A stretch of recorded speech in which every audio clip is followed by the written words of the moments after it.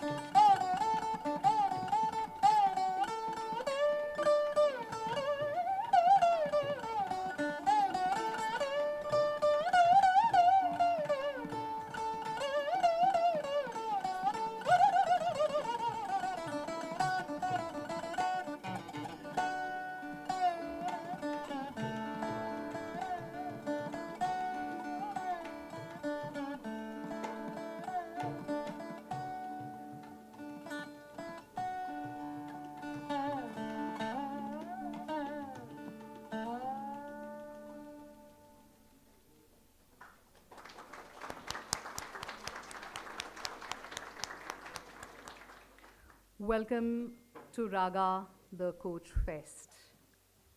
I'm Dibishi, the Secretary of Delhi NCR chapter of ICF. And I have a dream. I have a dream that one day, down in Alabama, black boys and black girls will be able to join hands with little white boys and white girls as sisters and brothers. I have a dream today. I didn't say it. Who said it? Anyone? Right. That was 1963, a speech that echoed through generation. Today, in 2025, as we celebrate 30 years of ICF, it's time you create your story. It's time for you to become the new Martin Luther King of a new world. In a world filled with conflict, uncertainty, and rapid change, we at ICF stand as transformers of hope.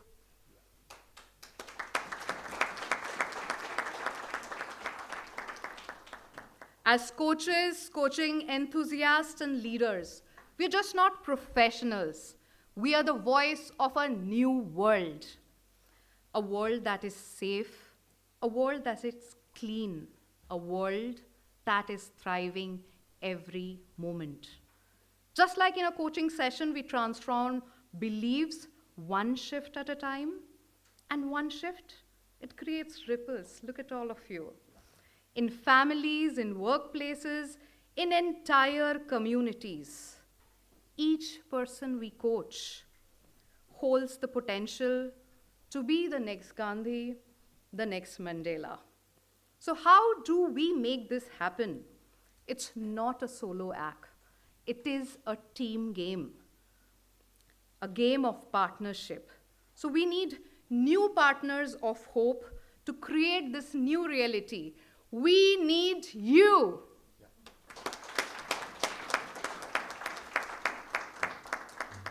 That is why today at Raga, we invite you to pick up your brush, to fill up the canvas with colors contributed by one another, and create a masterpiece. 70 minute 70 minute है आपके पास. आज आप कैसे खेलोगे मैं आपको नहीं बताऊंगा. You have 7 hours today. How will you participate? I won't tell you. But if you give your full presence, the person who walked into the room is not going to be the same person who will walk out. You will create a new ripple, a ripple of awareness, growth, and aspiration, a ripple that will be a gift to your future generation, to your great-grandchildren, whom you might not meet. The ripple will stay long after you're gone. So are you ready with me, with all of us, to create this ripple? Yes or yes? Thank you so much. And on that note, I'm going to invite our dear President, Dr. Radhakant Jaiswal, to give the opening speech.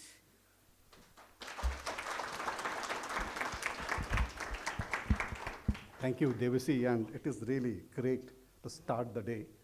And today when we started, the photography and the music of the Kenneth, that has set the tone, what the day is going to be.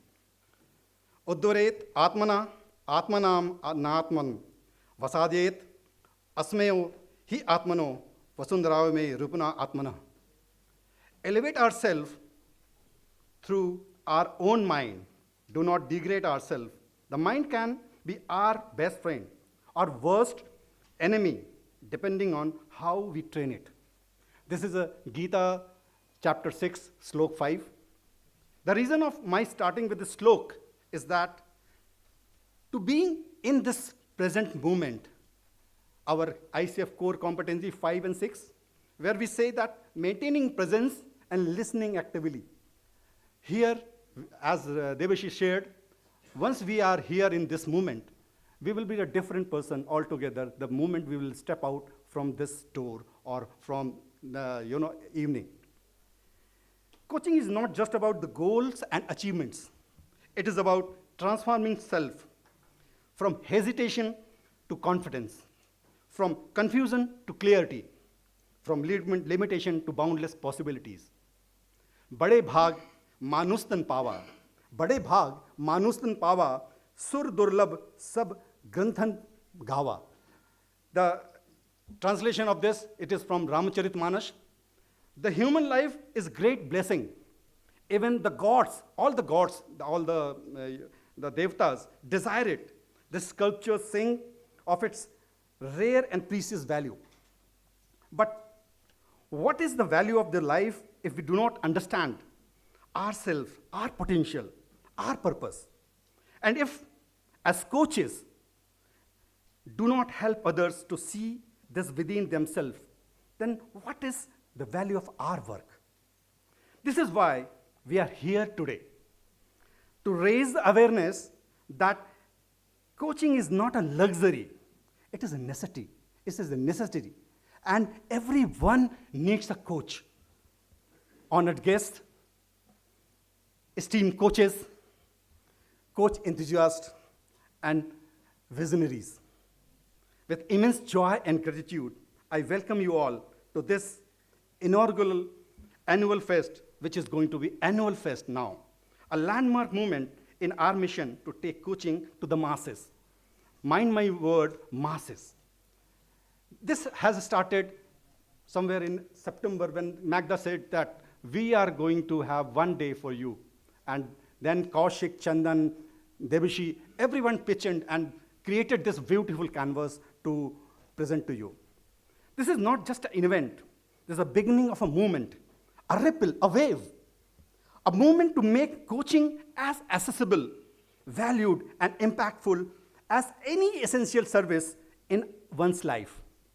We stand here today with unwavering support of ICF Global, the presence of our esteemed CEO, Magdalena, the company of our esteemed chairperson, Sweta Handagupta, and the speaker, the exceptional speaker, our S.V. Nathan sir, And many speakers you are going to hear today. The dedication of incredible sponsors who have basically given the support and talented work. And the tireless effort of our volunteers. Just share with you one secret. Till yesterday night, I was not involved in this because I was very, very busy in my daughter's wedding. So this is all what you are seeing. It is the effort of our volunteer. And this is what we say, that the succession planning is already on.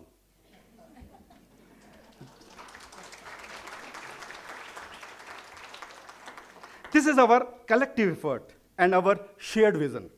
Coaching, a raga, a rhythm of human growth. Coaching is not a binary, not discrete. It is raga, is rhythm, an art and a science. Just like a raga in Indian classical music you just heard, is not limited to one note, one scale, or one rhythm. Coaching too flows, adopts, and harmonizes with the individual's journey. It is about capturing all the textures, shades, tones, and frequency of person's life and weaving them into harmonious symphony of transformation. And to make this reality, we must shed ourselves which we have created, break our boundaries and go beyond our comfort zone as a coaches, beyond traditional mindset, beyond the ideas. And the coaching is not luxury meant for only privileged one. No, coaching is for everyone. Coaching is for masses. When I joined the board of Delhi chapter, I had a spark in me that it should reach out to the masses. And that's what you are going to experience in coming days. As Devashi shared, and everybody knows that ICF is 30 years, and now it's time to step in this further. Many dimensions to this. You will experience through photography you have experienced, music you have experienced, drama, mime, and food and dance. These are the aspects you are going to experience today. We all know we have succeeded when people in their moments of struggle turn to the professional coaching with the same trust that they seek a doctor when they're sick, a teacher when they are learning, a mentor when they are lost. Because today, what do most people do? They turn to the chachis, nanis, mamis, and friends for unstructured advices, which they just talk. They don't get transformed, but they remain in their comfort zone by themselves. And while they mean well, we all know the personal experiences is not the same as a professional coaching. This is where we come to raise the awareness. When do people need coaching? What they truly gain from it? How can coaching be the catalyst for the real sustainable change and transforming their own lives? When people begin to see coaching as an investment, not as an expense, we will have truly made the impact as a coaches. A collective mission today and beyond. This event is just a beginning. Whether I stand here today and next year someone else carries the flag forward, one thing will remain unchanged: the mission, the vision, the movement. Coaching will keep growing. Coaching will keep reaching to the masses. Coaching will keep transforming lives, because this is bigger than any one of us. Coaching, a calling, not just a career or business vertical. Someone asked me, can I make the livelihood through the coaching only? Then I replied, we as a coaches don't just make livelihood of ourselves, we make others lively. Coaching is not just a career or vertical, it is a purpose, it is a calling, it is a commitment to shaping the human potential. And today, we recommit ourselves in this cause. Let's create the ripple that becomes a wave. Let's today mark the start of something unstoppable. Let's today be the day we create ripple that turns into the wave. Waves of awareness, waves of growth, waves of aspiration. And And these waves will carry coaching to every home, every heart, and every mind that seeks more and more. This is our time. This is our mission. This is our movement. Welcome to this journey. Welcome to the future of the coaching. Welcome to our movement. Let's rise together. I have jot down few lines for me as I be poet. New dimension of coaching unfold, sowing fresh seeds, taking roots in every soul. Come, let's unite and echo this call. Craft a new chapter, one and all. Craft a new chapter, bold and true. Planting seeds of something new, planting seeds of something new, planting seeds of something new.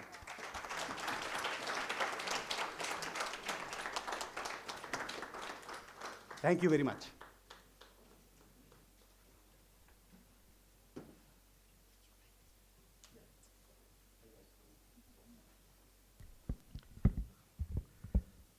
Good morning, ladies and gentlemen.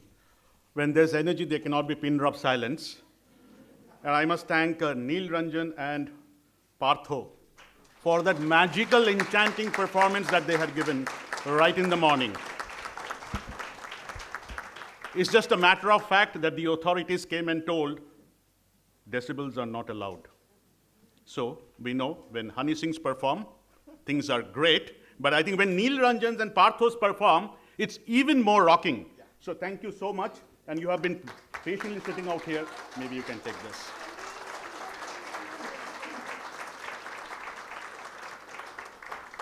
So ladies and gentlemen, my name is Kaushik Chatterjee. I speak a lot. And so you have to tell me when to stop. Magda is giving a signs of acknowledgement already. Magda, this isn't right. I just came in. So I think true to the spirits of Raga, things have started. We had Chai Pe Charcha when we were designing how to raise a storm in the teacup. Chai Pe Charcha had come in, and I was so amazed when I visited both the rooms. On one side of the room, they were saying, hey, candid, candid, candid. On the other side of the room, they say, can do, we can do, we can do. All right. So wonderful job, Aditya and Kenneth, and all of you who participated. So the energy is high, the ripples are palpable, and the anticipation is absolutely buzzing. And while it's a celebration, unplugged, unstoppable, uncharted, but we have to have some business sessions, or at least look like we are doing a business session. Everything cannot be carnival, and then ICF newsletter will say they had just a festival, they didn't have a conference. To just put things in perspective, CCUs will not be allowed. Thanks for saying this. Yeah.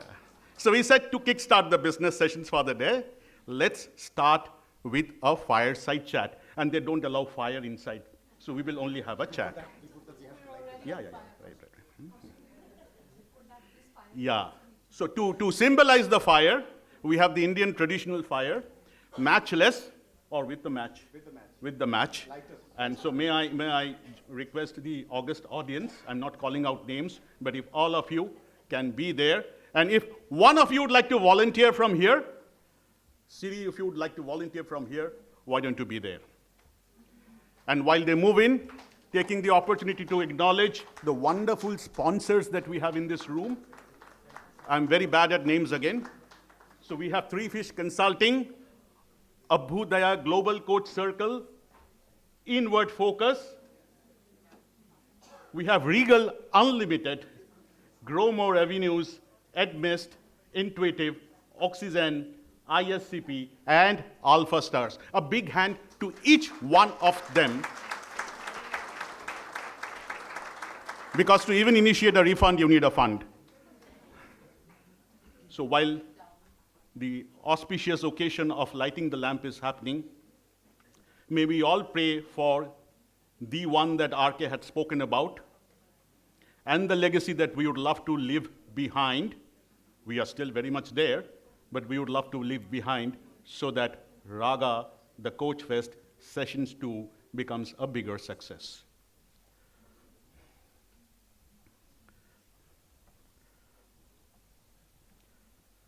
I wish there would have been some music out here at that point of time, if that is possible, or else absolutely fair, absolutely fair. And if there's an impromptu classically trained singer in the room, just raise your hand, we'll reach out with the mic and you can do that. But you have only 30 seconds left.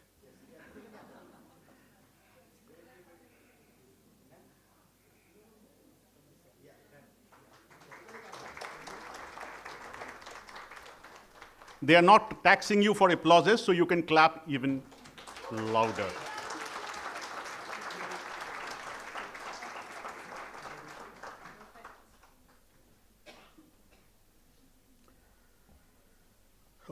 So to kickstart the business for the day, let's celebrate with the fireside chat.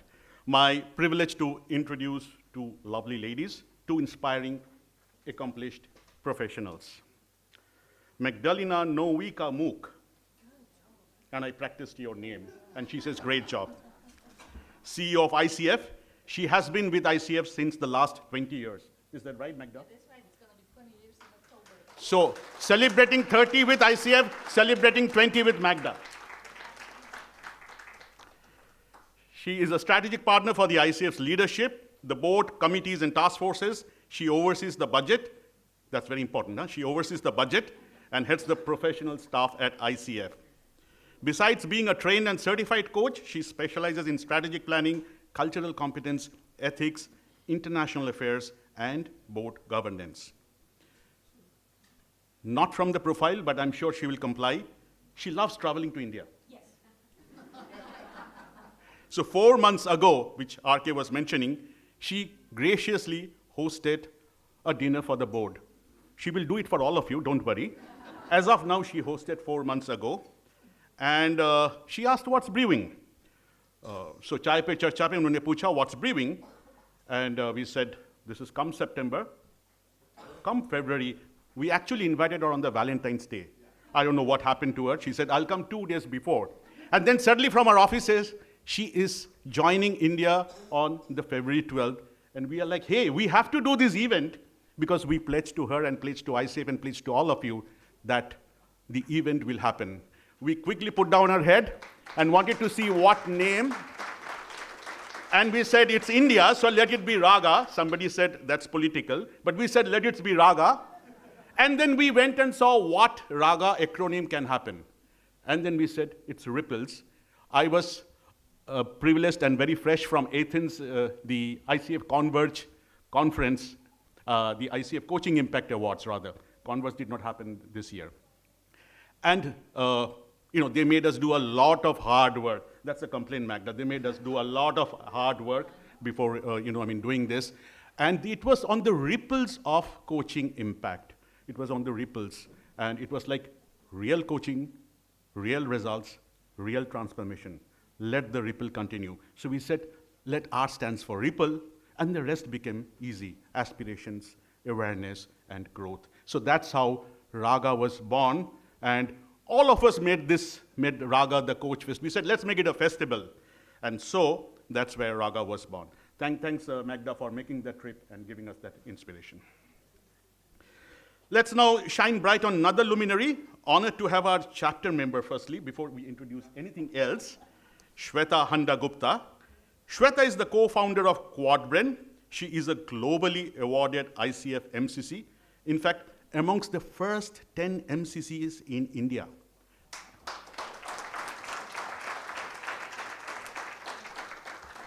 She works mostly with a host of C-suites. So maybe sometime you can work with me. Just kidding. She works with second-gen entrepreneurs, I don't qualify, and ambitious professionals, perhaps, yes. She's also the chair of ICF Global Enterprise Board. And asked about a signature, she says, make complex change simple. Make complex change simple. So so that is where, they are out here, and let's join them on the dais to have this conversation and really see from the future of coaching and from the role of leaders that you see, how does this transform and create further ripples of change. Over to you for the fireside chat.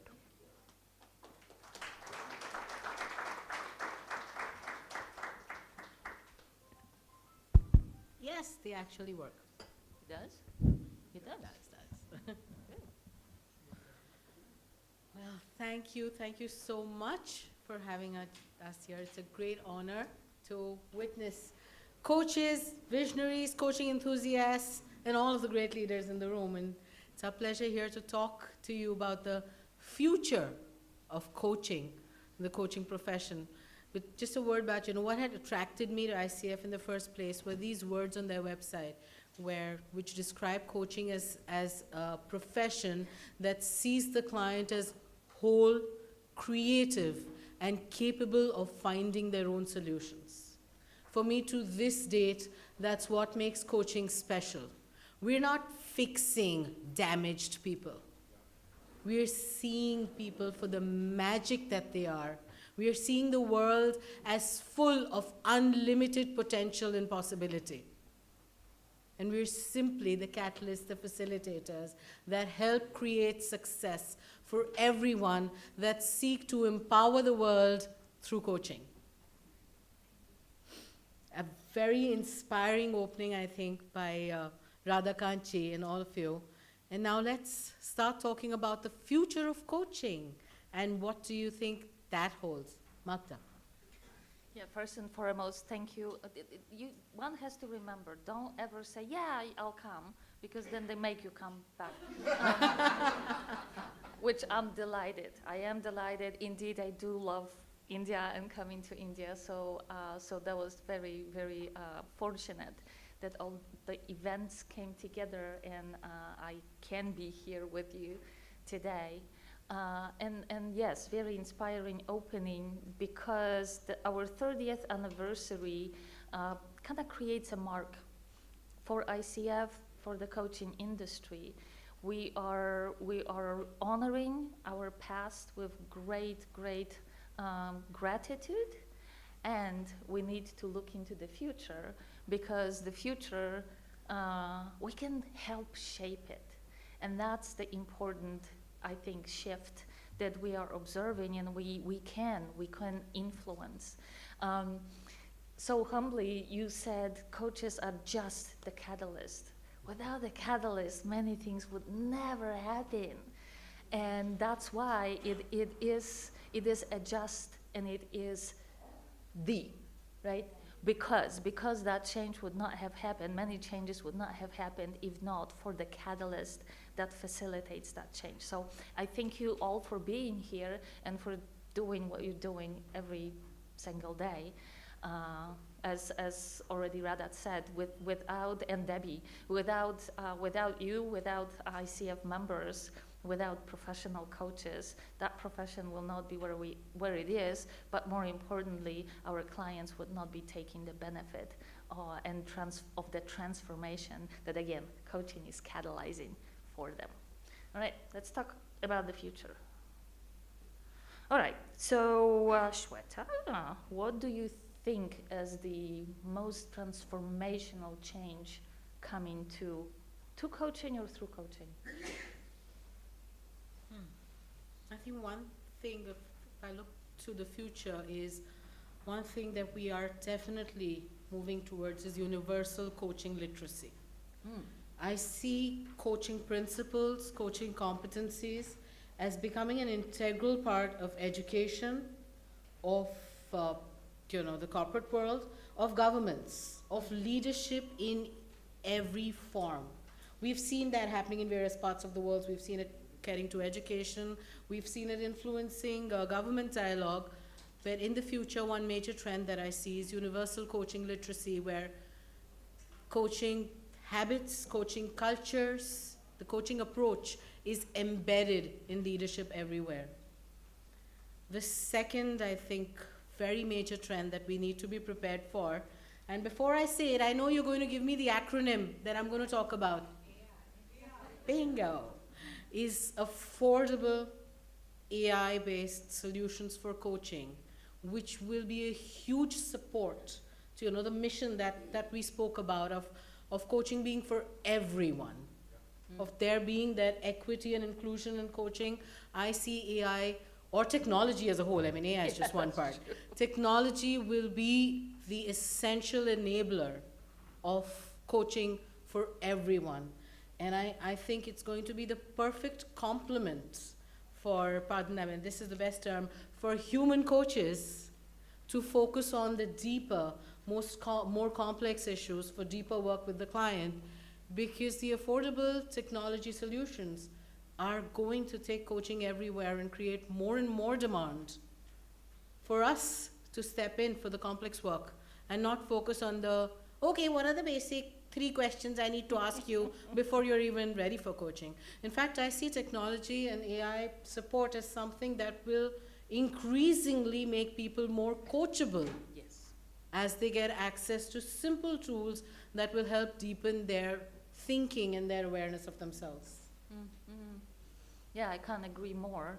And you mentioned coaching and education, which kind of takes me, and the access, more general access to coaching, which takes me to thinking, moving to that future after our 30 years. When coaching first started, as you well know, coaching became often a second, if not third, career for individuals. And now we start seeing that beautiful shift into younger people coming to coaching as clients, which is one side of a spectrum, but as coaches. There are universities offering coaching degrees. There are young people being more interested in coaching, which is fueled also by the younger clients, as coaching is becoming more universal, as often organizations, corporations are offering coaching to high potentials, to their new employees, to first-time managers. Younger and younger people are having access and exposure to coaching, and often they say, and I want a young coach. I want a coach of my generation. I want a coach that will understand who Swifty is. You know, I had to Google.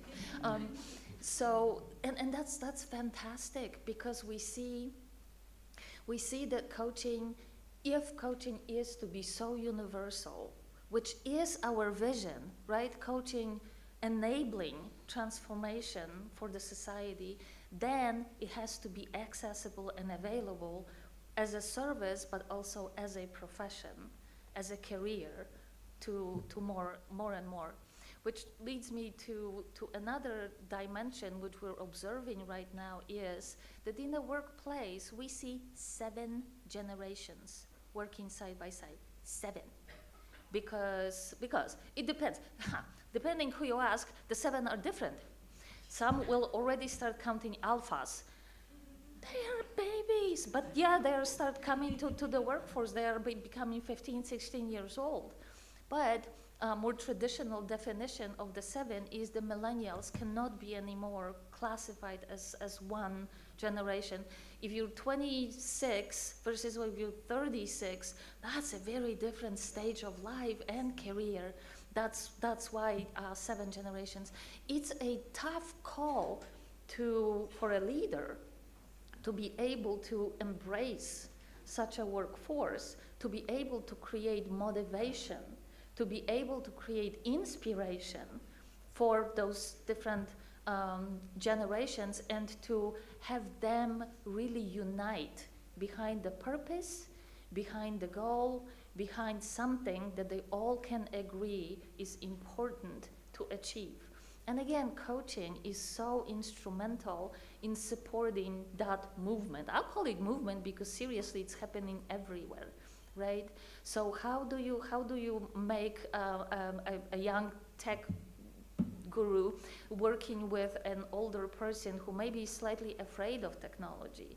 How do you make an older person appreciate the youth for their inspiration, for their, we can do it. You said it, we can do it. So coaching is, I think, opening the understanding, opening the curiosity of what's possible, and how it can be truly supporting the workforce, again, in the process of developing the purpose and following the purpose. I think that no, it's working? No, it's not. I'm borrowing another one. But, back to you. Okay. With that, because you did mention specifically education. And I think that this is a fascinating facet, fascinating new area of coaching that can change the future generation seriously and bring about coaching and coaching mindset to people earlier and sustain it. What's your thought about that? Yeah, it's like you spoke to my heart, because I think in education and bringing the coaching mindset also brings a leadership mindset earlier to people. And in an increasingly polarized world, I think we have to embrace how, and I've seen examples of this, people who have exposure to coaching early have, how many people in the room already coaches? Okay.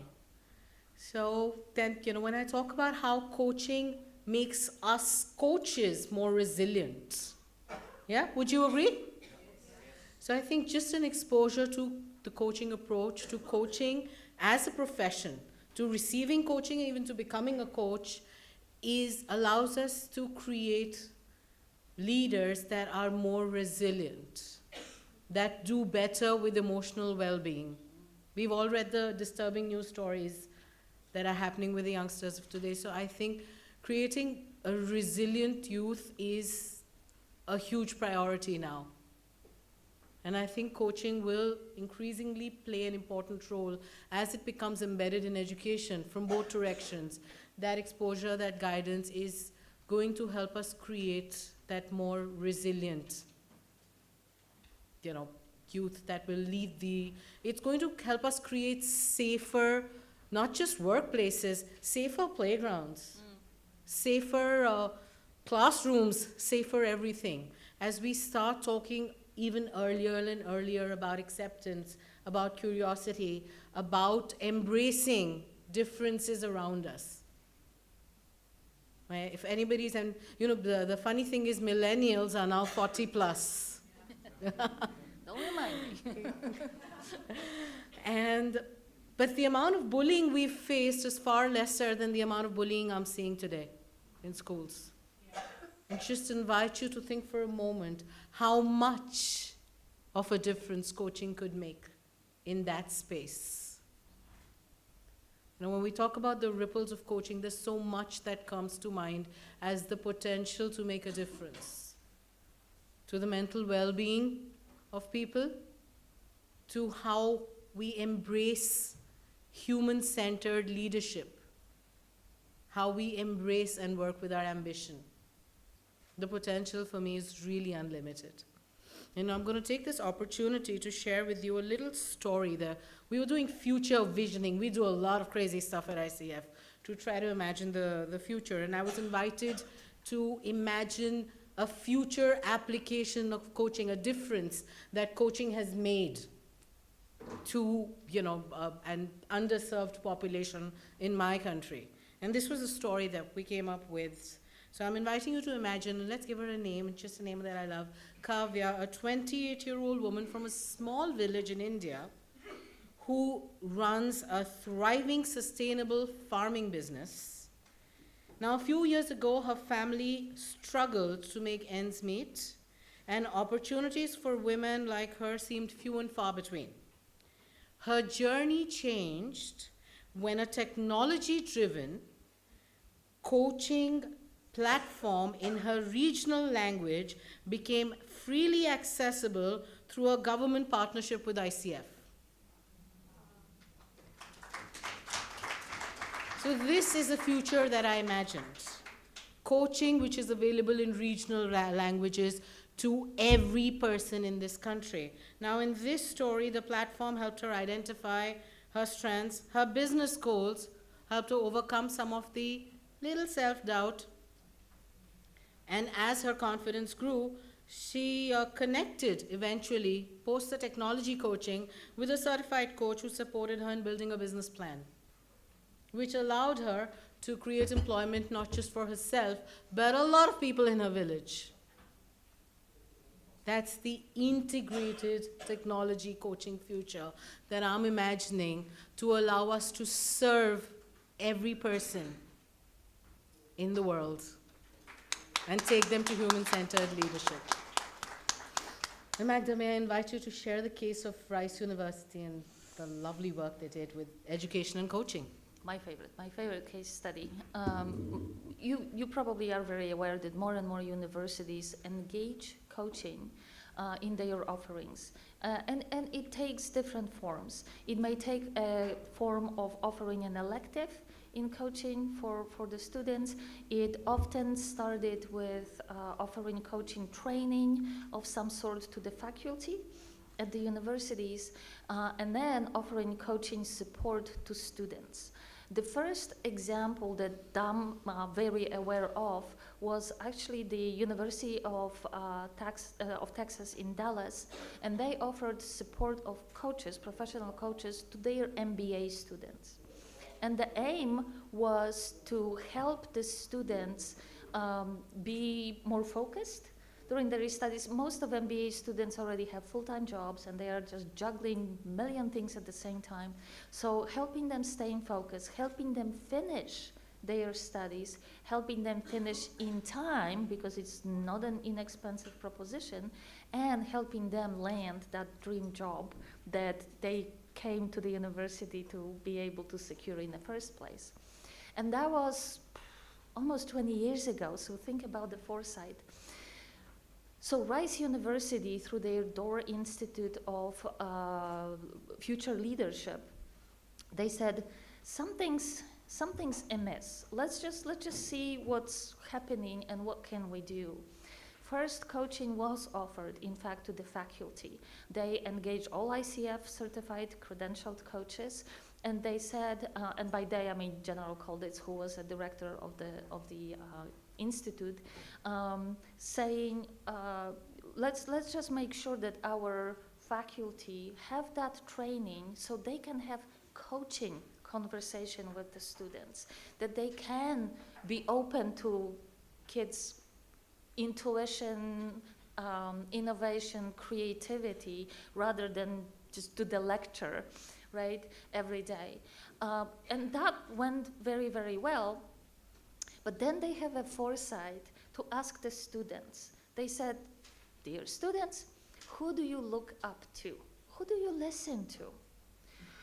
Frankly, they are surprised. The answer was upperclassmates. Upperclassmates.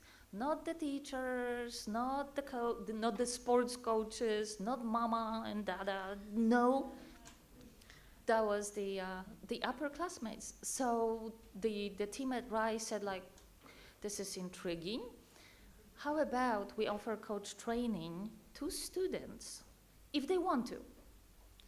And they're gonna get a credit for it.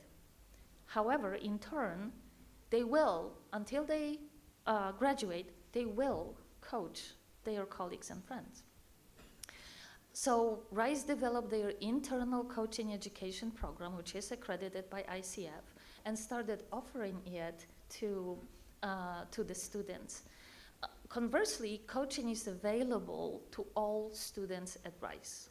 Again, not a push. It is voluntary. However, it's just phenomenal how many students do take this opportunity.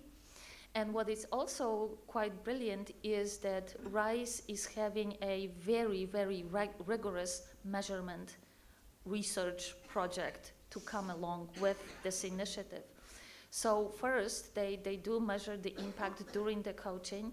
So they have control groups, all the methodology, but they stay with the students after they graduate. They stay with them to see if they landed that job they wanted. How quickly do they actually progress in their career? So the program is about 8 years old, phenomenally successful, and a model for many other universities to take up and start offering the same. It all started with the assumption that many universities, frankly, use as a pitch, and that is that just by the sheer fact that the individual, young individuals, is joining 4-year program will increase their leadership skills. Their institute said, let's check if it's true. So what do you think? What percentage of an increase in leadership capacities is accomplished by just attending the four-year program? What do you think? Any number? 50? Yeah? 0. Flat line. Absolutely flat line. Which was a shocker, but if you ever met General Colditz, you would know that he is the one saying, we're gonna do it, and we're gonna do it. So he went to all major universities in the United States saying, he wrote a brilliant book, Time of Reckoning, he and his team. And he said to the authorities at this university, saying, you are lying to your students. You're lying to their parents who are paying a lot of money for their kids' education. You are lying. And what has to happen is that leadership development has to become part of a curriculum of each and every university. So that started a true movement. So now there is this coalition. It's a separate association, coalition of right now 117, last I checked, universities around the globe that are on that journey of including leadership development in the curriculum for their students. And because Tom Colditz is absolutely crazy about coaching, he started coaching when he was at the faculty of the West Point Academy in the United States. And so coaching is one of the commonly used modality as a part of that leadership development. But what a phenomenal, I tell you the story, Tom tells you the story, read his book, read the testimonials from the students. It is absolutely amazing how they say how it changed their lives, how they changed, to your very point, how they changed their outlook in life, how it changed how they perceive what's possible. And the other side of the same coin, it's such a great development for us for coaching, because those young people are already exposed to coaching. They believe in transformational power of coaching. They will utilize coaching as they progress through their career, and they will ripple. They will talk about how coaching inspired them and changed their lives to anybody that would listen. So I think that, again, bringing education to younger people early on, showing them how coaching is really impactful, that creates that future where coaching is desired, demanded, and available to all. Yes, so beautifully said, Magda. And it's all about the ripple effect. And I know, and since one of you posed that question, the ripples are happening from every direction. I think as coaches, it's easy for us to talk about the ripple effect of coaching that will come from working with students, that will come from making a difference to the masses. But I also got asked, but how do you create a ripple effect from the opposite direction? You're a very corporate coach. Yes, I am. But guess what? The ripples are happening from everywhere. When it wasn't easy, if we're talking about how I was one of the early coaches in the country, 2007 when I first got, trained as a coach, I was like, oh, you're going to teach tuitions, right? Sure. But it wasn't easy, but yes, boards and boardrooms are accepting coaching in. How does that help the society? Well, it does, because when a board accepts that they need a coach, when a leader talks about needing and working with a coach, that sets a benchmark not just for their organization, for all the people around them who watch them being comfortable, being vulnerable, working with a coach. And inside secret, they are suddenly very willing to fund the programs which help us take coaching to education. So here's some practical ripples for you. Yes? Absolutely. Coaching as a profession is a movement for social change. Coaching is also a very profitable profession, a profession that you can use to make a difference and start the ripples from whichever corner you'd like to. Absolutely. Right? It's like the fish story. Everybody knows that one? Yeah? You throw think one so. fish back, you're making a difference. So it doesn't matter which corner you're in. I know I was in one corner, I was, typical, whatever. But when you start a little movement in your corner, the next thing you know, the ripples have reached a village in a part of the world which you can't pronounce. So I'm not even going to try. But yes, that's the power of ripples, right? Of awareness, Raga. of growth, of aspiration that we talk about here. And yep, I think that's also a hint for us to stop talking and take some questions. Stop talking. So, any questions? I was warned to reserve time in the end for the questions. Yes.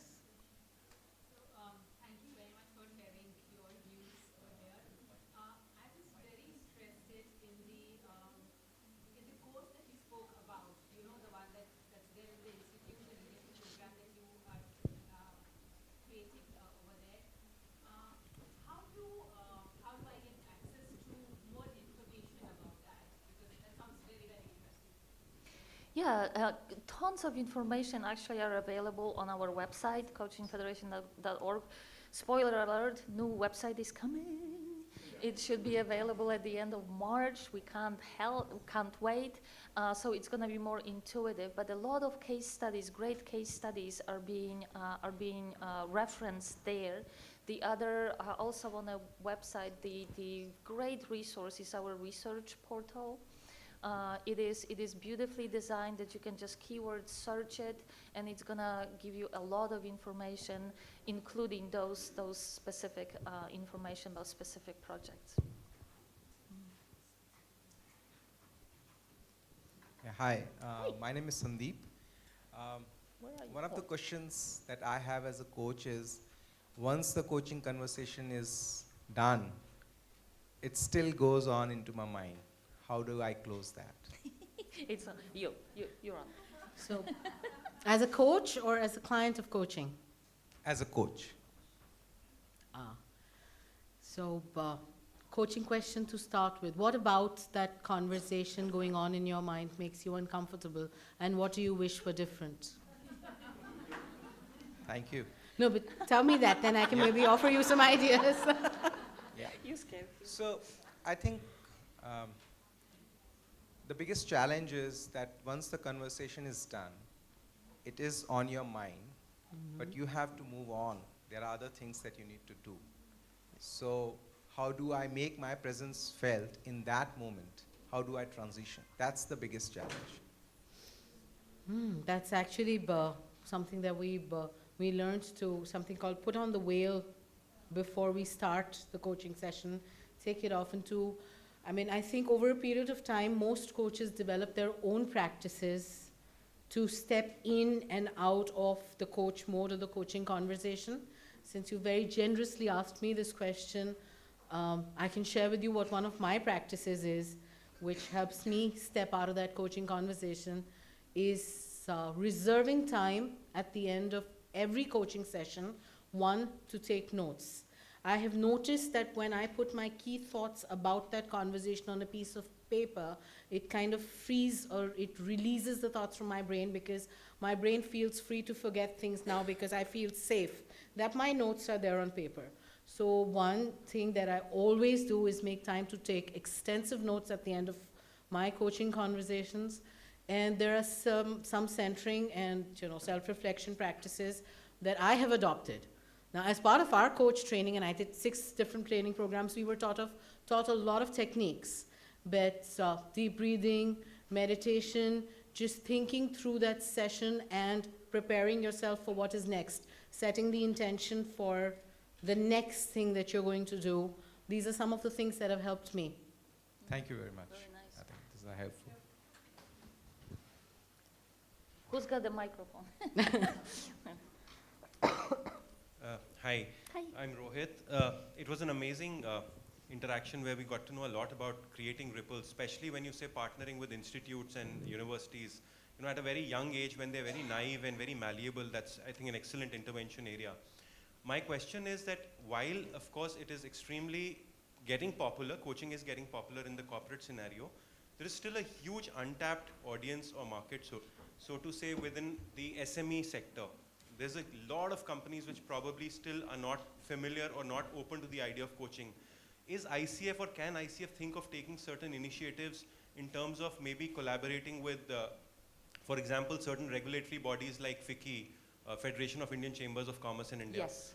Maybe there, and certain other organizations where they could really help in expediting the entire process of, you know, when we talk about ripples from one side and the other side, when you mentioned Shweta, maybe this is something that could be done to, you know, enhance and expedite the speed. So just wanted to know, is something being done on that front?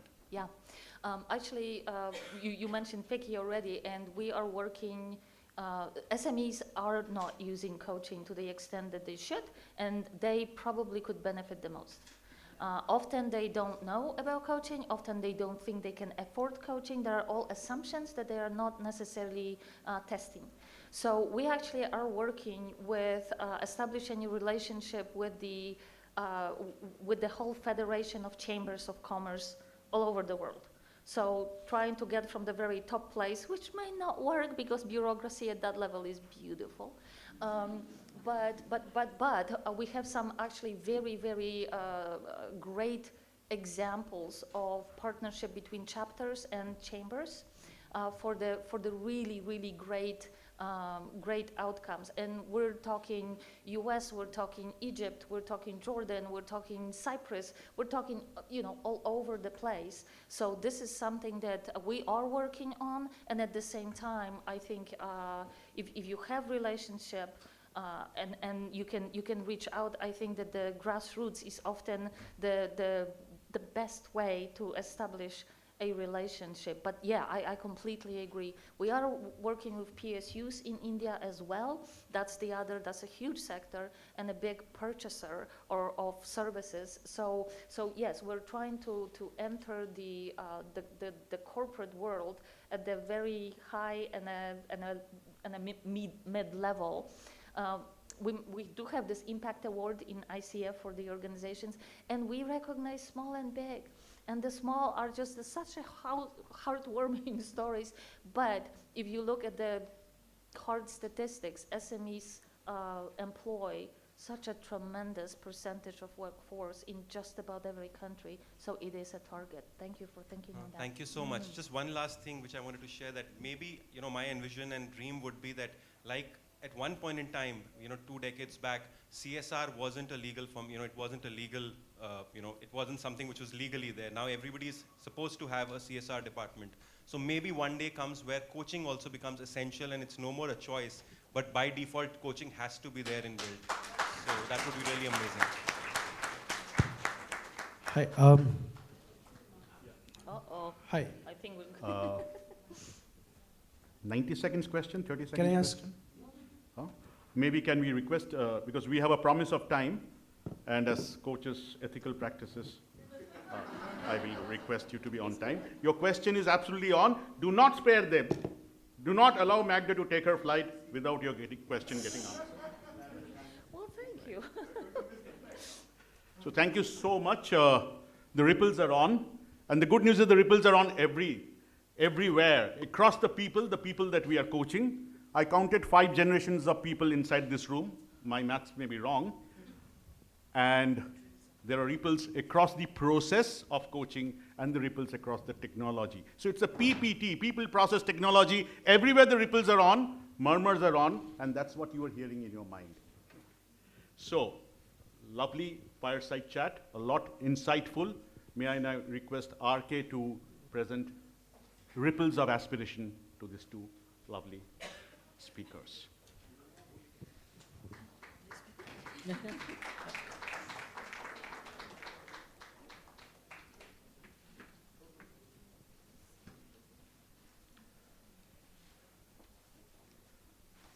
We can be always generous as RK hands over.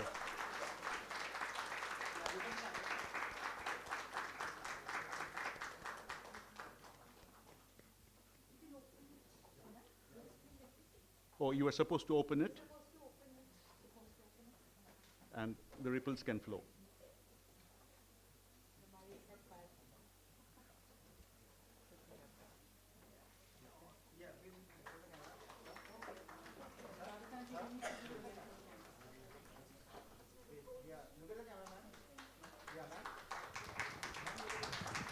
This is a wonderful moment, and what a way to kickstart a bit of the business sessions in Raga.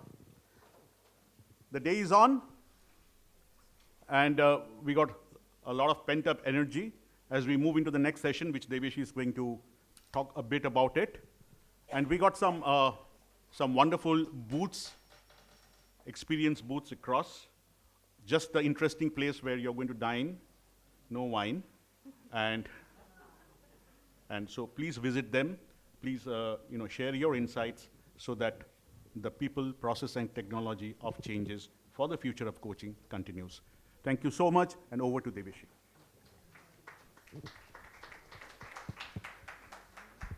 Thank you so much, Kaushik. He's a wordsmith, brings a lot of pun in what we are saying, and we enjoy the ripple of that in the board.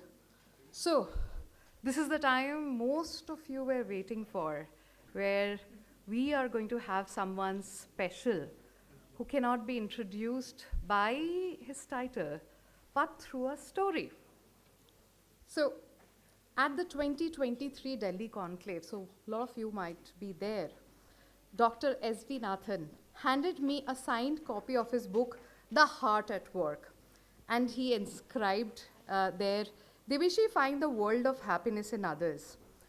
I had no idea those words would speak a transformation. In 2023, like many of you, I was sitting at the back of the room as another listener. But today, I stand here and honored to introduce the very voice which shaped my journey in this past 2 years. So join your hands to welcome Dr. S.V. Nathan.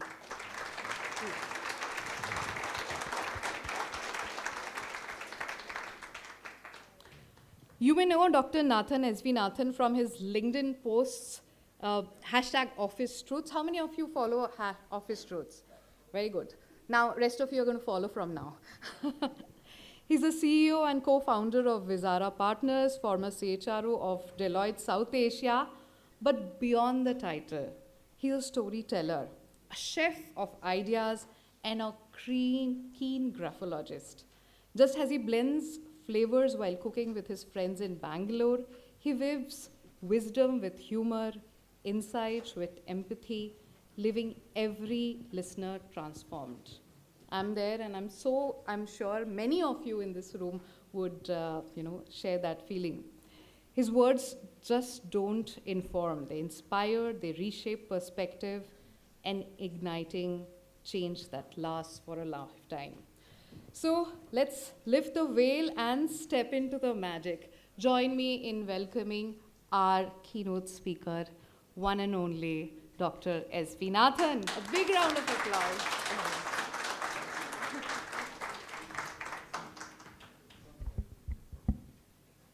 My, that's really over the top. Thank you very much. You know, when you start to listen to what people say about you, you ask yourself, pinch yourself, is that me? Magda, Shweta, Radhakanji, Debeshi, of course. I don't need. Thank you. Can you hear me? Yes. Okay, wonderful.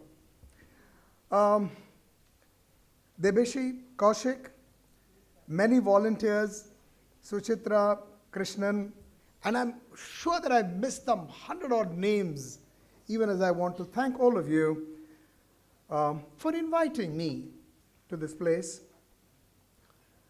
First of all, I want to tell you that each and every person in this room, you're dear because you make a difference to the world. You make a difference to the world. I sincerely want to thank you. There's not a single person in the world who does not need a coach. All of us are coached in different ways. And today, I'm going to speak to you about building an inner compass for leadership. And I was looking at the times in my life when I have been coached. So one thing that occurs to me is there are ostensible coaching moments when there is a coach, and there are moments when coaching just happens on the fly.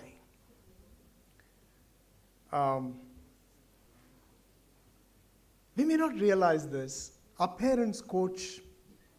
They don't really tell you, I'm going to teach you this, but you learn a lot from them. Many years ago, I was a young boy, and just outside my house, there was an old cobbler who was walking, and by the way, in those days, you really had these cobblers, and they used to carry their machines, and they used to go door to door to fix your shoes. And he passed by my house, and he was a cobbler who was bent of age. And the moment he looked at my father, and we were just stepping out, and he said, can you give me some money? And my father immediately said, what else? He says, can you also buy me some tea? And just opposite our house, there was a tea shop. And he said, of course. He called that tea shop owner and he said, please make sure that you give him some tea. And then he told me, he said, hey, better just go inside and get all the shoes and slippers that need some mending. So I went inside, I took a couple of the shoes and brought it. He said, no, get some more. And before I knew what had happened is every single thing that we had in our small cupboard of shoes were all there for that cobbler. And he looked at him and he says, can you fix these for me? Some needed a bit of polishing. Some needed nothing. They were absolutely in fine fettle. But my father said, can you please attend to them? Some he stitched. He took some time, all of 45 minutes. At the end of that, my father asked him what was the cost. And he said, this cost this much. And my father took out his wallet and paid him possibly double of what that old man had asked. And then the old man got up, he thanked my father, and he walked by. And at that moment, I asked my dad, Dad, what have you done? What have you done? This cobbler has done nothing. There's hardly anything that he polished. What did you give him? What did you give him? And my father said, son, I just gave him back his dignity. I just gave him back his dignity. No man wants to beg. All of us want to serve, be of value. Leadership starts with recognizing the dignity that everybody in the world deserves. Much of leadership is about finding the true north. What is the true north? I mean, we have a compass, and we all are guided by a true north. I was a new entrant in this wonderful organization, and I was to meet the chairman of this company. So I just waited on him. He was a very gracious man. He invited me to his room, and just as he sat out there, there was another boy who came by, and he said, sir, can I meet you? He made that other boy also sit by my side. And in a few minutes, he did explain to me a few things about what the company did. Yada, yada. That conversation went on for about 20 minutes. And most of his conversations were about the shared values of that organization. Just then, his driver came by, knocked on the door, and he says, sir, it's time to leave. He had two very heavy boxes. I call them boxes because some people walk by with just a laptop in their hands, but this person had a really, really heavy satchels. And he picked them up, and just on the way out, the driver also took a bottle of Bisleri water, mineral water, from his desk, and as he was stepping out, this gentleman stopped him and he says, hello, what are you doing? He says, well, sir, I'm taking this small bottle of water. He says, but we already have water in the car. He said, no, we ran out of water, and that's the reason why I'm taking this bottle of water from for you, and this is to be kept in the car. The chairman looked at him and he says, this bottle belongs to the company. This bottle belongs to the company. It will stay here. If we have to buy water, we will buy water on the way. We'll buy water on the way. That matter was long forgotten. I shook this person's hand. We walked by. And in that moment, I realized that the most important thing that transaction taught me was the value of integrity. The value of integrity. I will never forget this gentleman called Ramesh. Ramesh, our chairman of the company I then served, Deloitte, is a person I'll never forget, because in that moment, he was not only sharing, but he lived the values of what is important to leadership, absolutely important, integrity. Part of what leadership is also about, are we aware of ourselves? Many of us as coaches, this is the first thing that we do. Are we aware of ourselves? And are we aware of what is happening around us? Way back 2008, many of us in this room will remember 2008 as the year where anything and everything really collapsed around us. It was a downturn. People were losing jobs. A lot of things were happening. And at that point in time, there was a global CEO who was to come and meet with us. And this was in the city of Hyderabad. And I had the task of receiving the global CEO of this big company. And I had been to the airport. I wanted to make sure that everything was in fine fettle.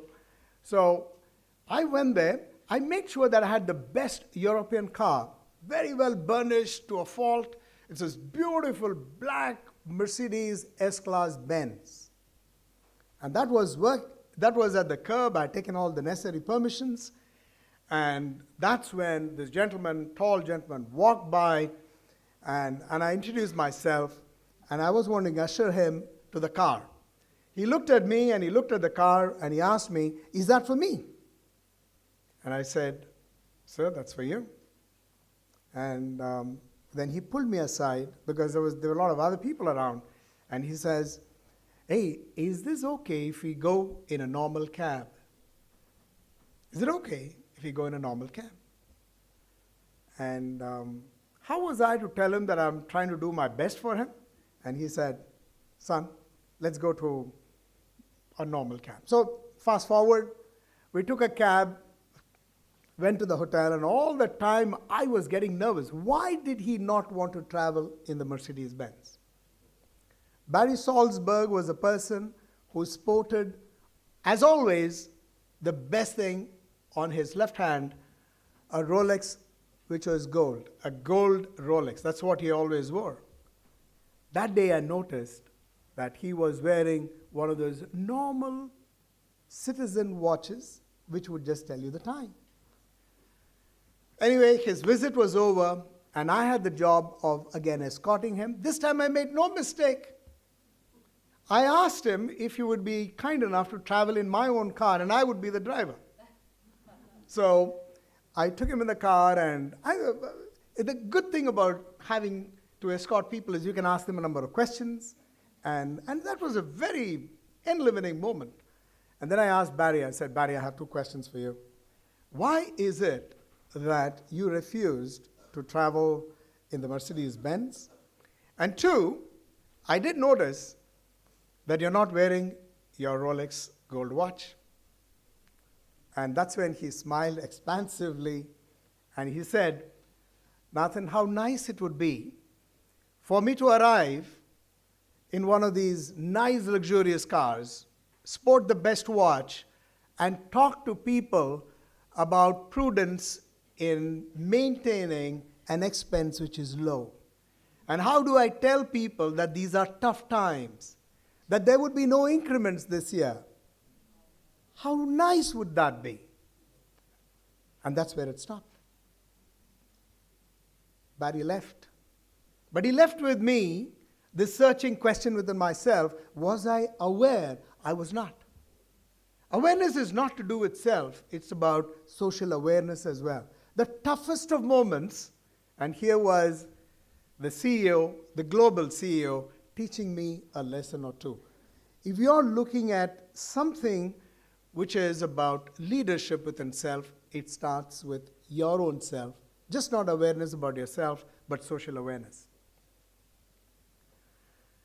We always talk about this inner compass.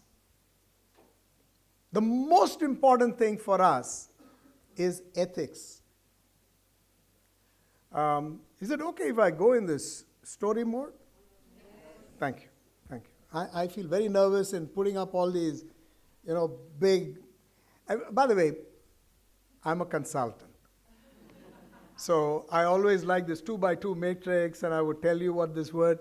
But story is something that comes in easy. This was class 4. Beautiful school. Wonderful teachers.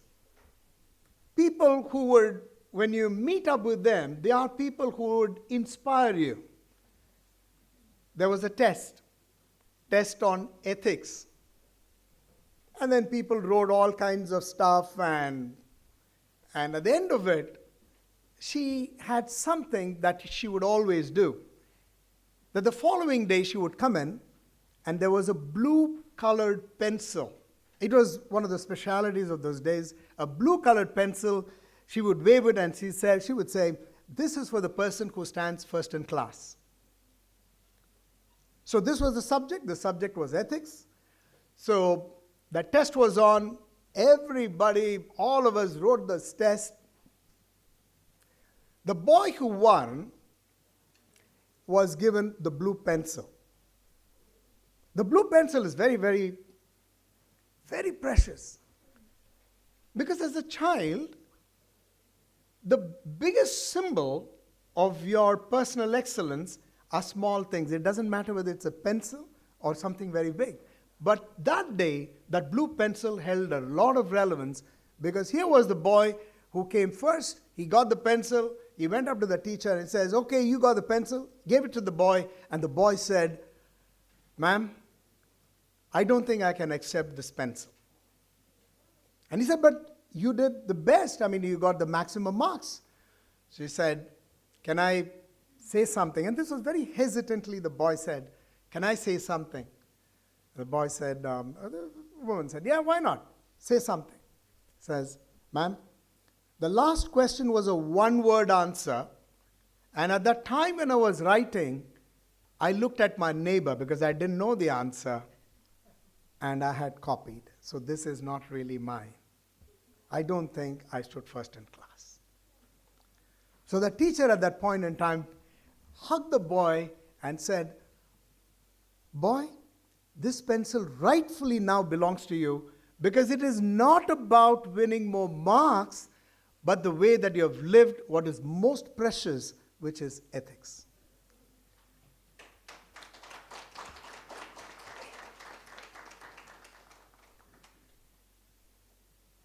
I still have that blue pencil with me.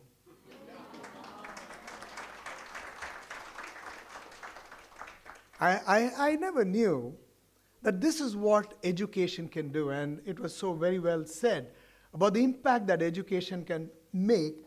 And if you have coaches in teachers who teach the subject with so much of love and affection, it makes a difference to the world. We are looking at our inner compass. It's also to do with ethics. Compassion. Compassion is something that I truly, truly believe in. I think all of us would like a second chance. Every one of us. We make mistakes in our lives, in our careers, we move ahead, but then we trip, we fall. And what do we want in that moment? We want somebody to proffer a hand and lift us back. Again, a few years ago, there was this manager who was going towards the washroom, and then on the other side, he espied a woman who was coming by. But there was something different about this woman, because she happened to be squeezing her eyes, and she looked at the guy and said, and let me call her Sheetal. He says, "Sheetal, is everything okay with you?" And Sheetal said, "Sir, everything's fine, everything's fine." He says, "Okay, is it okay if you come to my office for a couple of minutes?" So this manager goes back to his desk, and he asks Sheetal, again the same question, "Everything okay with you?" And that's when the girl breaks down and says, "Sir, I've just been asked to leave the firm. I've just been asked to leave the firm." "What happened?"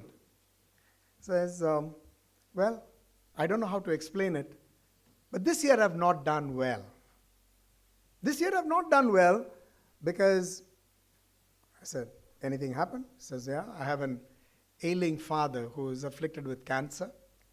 And then my child was unwell. And I never came to the office as regularly as I should. And my performance fell." This is all something that she volunteered to the manager. The manager looks at her and says, "But Sheetal, you were always a good performer." And she says, I was. Unfortunately, it's been a very rough year for me." And the manager then says, "Sheetal, I think you should go back to your desk and just give me some time." The woman goes back to the desk.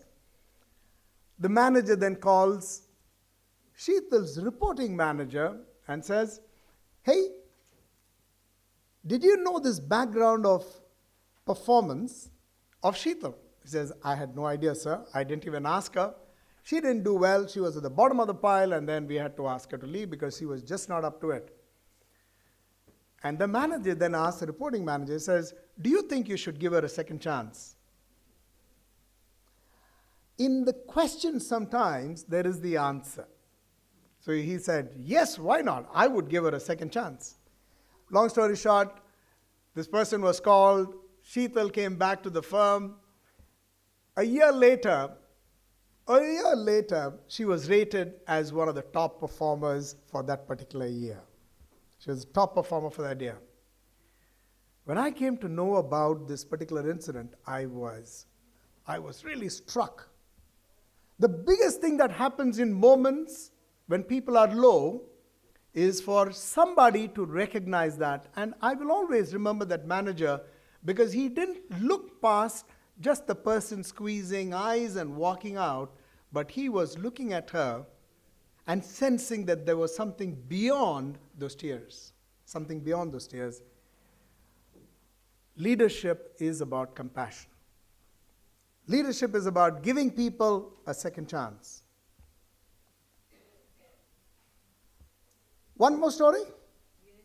Okay, one last story for the day. This was one of those late night calls. People who have worked and taken calls late at night, raise your hands.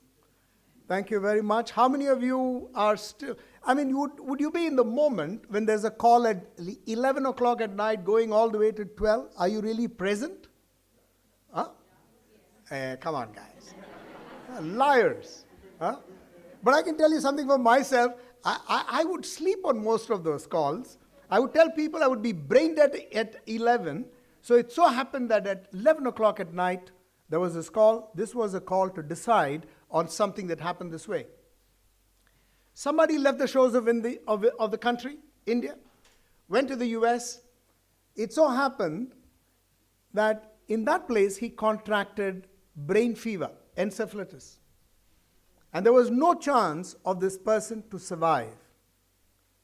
On this call, you had the CEO, the CFO, you name it, the entire bunch of C-suite people right across, and a couple of people from India. And this was to decide what to do with this person, because they tried everything, including putting him in the best of hospitals. Nothing worked. And doctors had very clearly given up and said, I think this person is going to waste away. The wife in India was saying, hey, don't do that. Send him back to India. perchance there are doctors in the country who would be able to save him. What was the rub? You need an air ambulance. The air ambulance cannot be in the air for more than 6 hours at a stretch. It has to land in some place, and there must be other doctors to certify that the patient is airworthy. So that's what happened. Forget the cost. It was a huge cost because you have to really get an air ambulance, etc., etc. But the CEO was asking this moot question, do you think that this person can survive even this journey? Everybody started speaking, giving their views, and about at 11:58, the CEO was wrapping up the call by saying, ladies and gentlemen on the call, it's now decided there is no way that this gentleman can survive the long journey to India, and the best for us is to put him into hospice, maybe get his family from India to spend time with him for the next foreseeable time when the Maker takes him away. And that's it. And just then, a voice spoke up. And the voice said, excuse me, ladies and gentlemen, if the boy had been in India, that boy would have been alive. But somebody in the US had said, I need you to do this. When a general calls, the soldier obeys. And like a good soldier, he went all the way to the US. And in the battlefield of work, he is now injured, critically injured. I think it's important for us, we have a responsibility as generals on the call, to bring the soldier back home. To bring the soldier back home. India may not be a great country for the best of doctors in the world, but they have a lot of people. And perchance, there are good doctors who may be able to do something for this lad. And yes, there is a possibility that he could pass away in this journey. So be it. His wife is seeking for the person to be brought to India. Maybe there are doctors who can solve this mystery, manage one of the most toughest times of his lives. I think it's important for generals who are on the call to send the soldier back home. I appeal to you, send the soldier back home. And then there was a silence.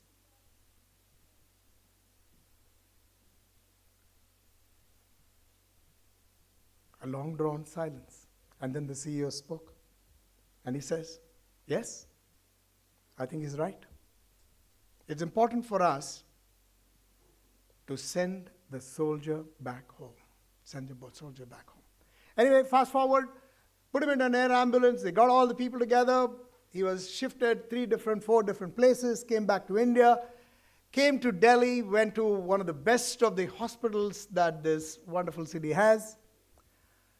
6 months later, Alok Gupta walked into the waiting arms of his wife, hale and hearty. Hale and hearty. I remember this as if this happened yesterday. Because the voice that spoke up that day is speaking to you today. No. Kindly do not applaud, because it's one of the most, it was one of those moments when I felt very low. Did it take a do or die situation for me to be courageous enough to speak up? Is this something that I could have done long back? These are times when I ask myself as coaches, one of the most important things of leadership is have the courage, have the conviction, have the compassion. Because for us, if we are looking at building an inner compass for leadership, this is where it begins. It begins at one end with dignity, integrity, ethics, self-awareness, compassion, most important, courage. Most important, courage. In conclusion, I want to say this. ICF is a fantastic institution. people who are in ICF, they are doing a great job. This whole institution is built on the premise of giving, not receiving. There's not a single coach who's out there who says, I created this Olympian. I created this person. There's nobody who would come up and say, I was the coach for Sachin Tendulkar. Nobody does that. No coach would ever do that. But they'll all be sitting and taking pride that somebody is doing very well out there. Everyone is a coach. Everyone needs to be a coach. I certainly want to make a promise to help someone, anyone, at least one time a day. And that's a promise that I make to myself, because this is about leadership, and this is about an inner compass. My inner compass tells me, you've got to find at least one time a day, can you be of help to somebody?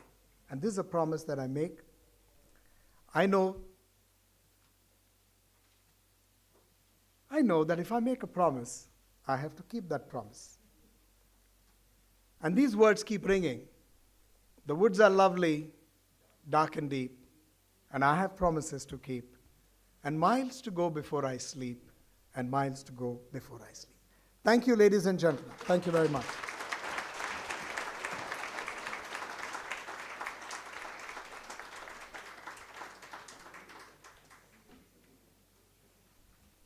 Let me ask the way we all coaches ask in our session. How are you feeling? So, you just can't add any words to what we're feeling right now. And in this beautiful space, I would invite CEO of ICF, Magda, and our chairperson, Sweta, and our president to felicitate our lovely storyteller, Dr. Nathan, please. Yeah. There's so many stories that you have heard today, and I'm sure each one of you will take home one story and share it with people in your life so that the ripple continues. So, do you promise that? Thank you. Thank you so much.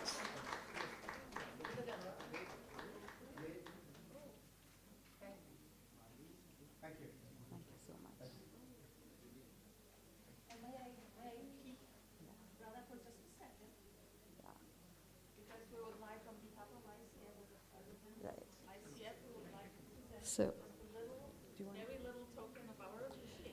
we have, yeah.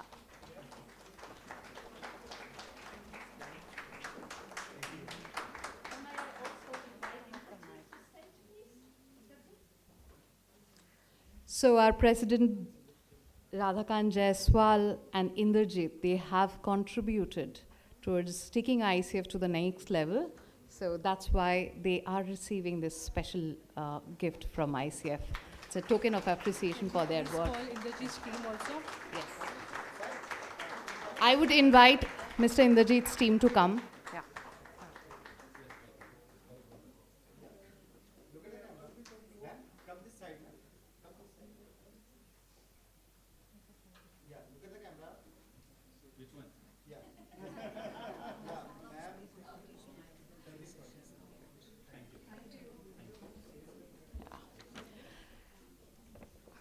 And that was the end of our beginning, the morning session. Now we're going to have the next session in 3 different venues. Some of you can stay here. You can look into our 3 different tracks which are there. The master classes are going to happen here. And we have experiential session and the workshop happening in the ground floor. So feel free to choose which session you want to participate, immerse yourself into the learning that we are offering here, and keep the promise to create ripple. Network with each person who is sitting beside you, so that when you go home as a friend.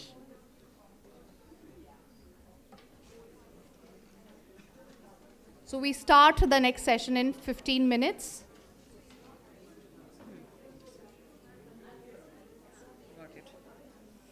And some of you asked the question, right, how do I choose? That's a difficult one, But for your information, all the sections are being recorded.